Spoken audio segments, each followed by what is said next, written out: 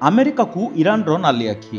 ଆଗାମୀ ସମୟରେ ଆମେରିକା କିମ୍ବା ଇସ୍ରାଏଲ ଇରାନର ପରମାଣୁ ଠିକଣା ଉପରେ ଆକ୍ରମଣ କଲେ ଏହାର ଜବାବରେ ବଡ଼ ଧରଣର ଆକ୍ରମଣ କରିବ ବୋଲି ଇରାନ କହିଛି।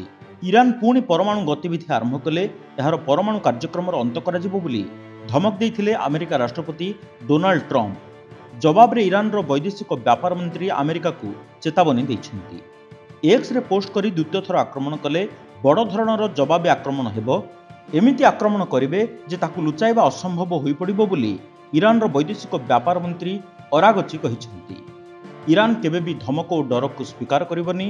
ଇରାନୀ ଲୋକ କେବେ ବି କୌଣସି ବିଦେଶୀଙ୍କ ଆଗରେ ମୁଣ୍ଡ ନୁଆଇ ନାହାନ୍ତି ବୋଲି ସେ କହିଛନ୍ତି।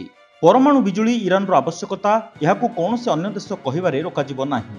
ଗତ ଜୁନ୍ ମାସରେ ଇରାନ ଉପରେ ଇସ୍ରାଏଲ ଆକ୍ରମଣ କରିବା ସହ ଦୁଇ ଦେଶ ମଧ୍ୟରେ ସଂଘର୍ଷ ହୋଇଥିଲା।